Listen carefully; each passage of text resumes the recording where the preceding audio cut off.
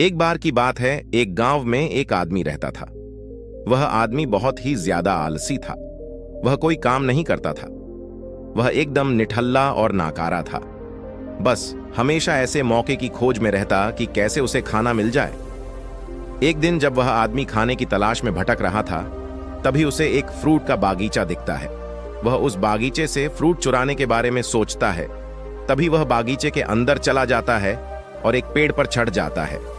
लेकिन तभी अचानक वहां पर उस बागीचे का मालिक आ जाता है और वह इस आदमी को पेड़ पर चढ़ता हुआ देख लेता है। वह उस आदमी को चिल्लाते हुए नीचे आने के लिए कहता है, लेकिन यह आलसी आदमी बागीचे के मालिक को देखकर डर जाता है और नीचे आने से मना कर देता है। तभी उस बगीचे का मालिक अंदर जाकर एक बड़ा सा डंडा लेकर आता है। यह देखकर वह आलसी आदमी तुरंत पेड़ से नीचे उतरता है और मालिक के उस तक पहुंचने से पहले ही वह जंगल की तरफ भागने लगता है और जंगल में जाकर छुप जाता है।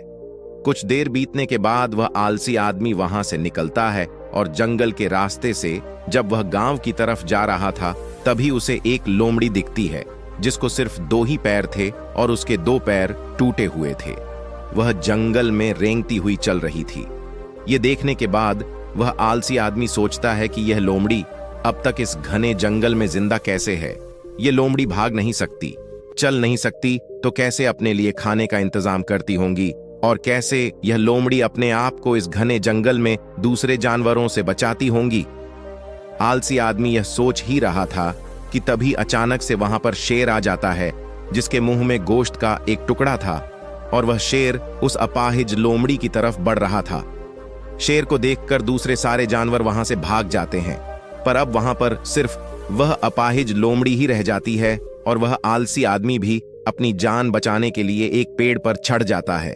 और फिर जो होता है उसे देखकर आलसी आदमी हैरान हो जाता है।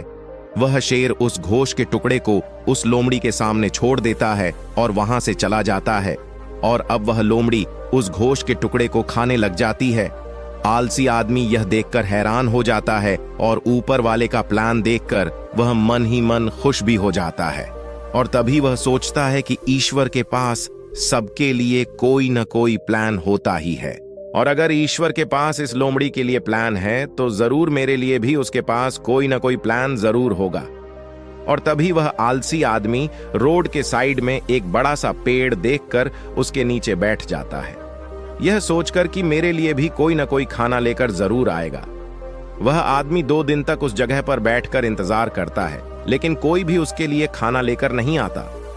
आखिरकार जब उसे भूख बर्दाश्त नहीं होती है तो वह खुद ही खाने की तलाश में निकल पड़ता है।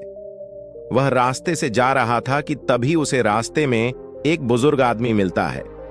वह आलसी आदमी उनसे कहता है कि मुझे भूख लगी है, आपके पास कुछ खाने के लिए हो तो मुझे दे दो।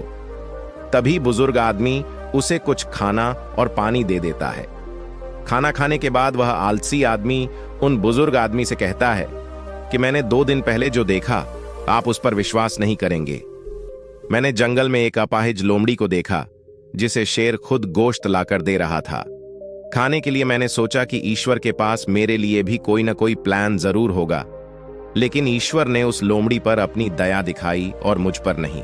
मेरे लिए कोई भी खाना लेकर नहीं आया और आखिरकार मुझे ही खुद खाने की तलाश में निकलना पड़ा। उस आलसी आदमी ने बुजुर्ग आदमी से पूछा कि मेरे साथ ईश्वर ने ऐसा क्यों किया। तभी उन बुजुर्ग आदमी ने मुस्कुराते हुए कहा कि यह सच है कि ईश्वर के पास सभी के लिए कोई न कोई प्लान तो जरूर होता है और तुम्हारे लिए भी है, लेकिन तुमने उसे गलत तरीके से समझ लिया। वह तुम्हें लोमड़ी नहीं बल्कि वह तुम्हें उस शेर की तरह बनाना चाहता था। दोस्तों, इस कहानी से हमें यह सीख मिलती है कि अगर हम हमारी लाइफ को ध्यान से देखें तो हमें यह पता चलेगा कि जिंदगी सबक से भरी पड़ी है और हर एक मोमेंट का एक डीप मीनिंग होता है। उस आलसी आदमी ने लोमड़ी को मदद लेते हुए देखा और सोचा कि लोमड़ी सिर्फ बैठी हुई है और वह सिर्फ इंतजार कर रही है कि कब उसके साथ अच्छी चीजें होंगी।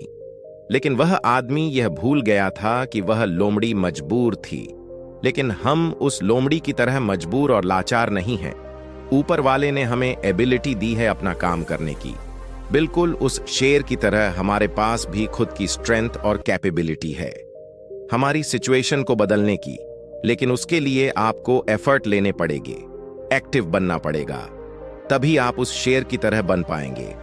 अगर आप इस कहानी को और भी लोगों तक पहुंचाना चाहते हैं तो इस वीडियो को लाइक करिए ताकि YouTube इस वीडियो को और भी लोगों तक पहुंचाए। अगर आपको कहानी पसंद आई है तो चैनल को सब्सक्राइब जरूर करिए। मिलते हैं अगली बार इसी तरह की कहानी के साथ। सब्र करो, शुक्र करो और जिंदगी में आगे बढ़ो।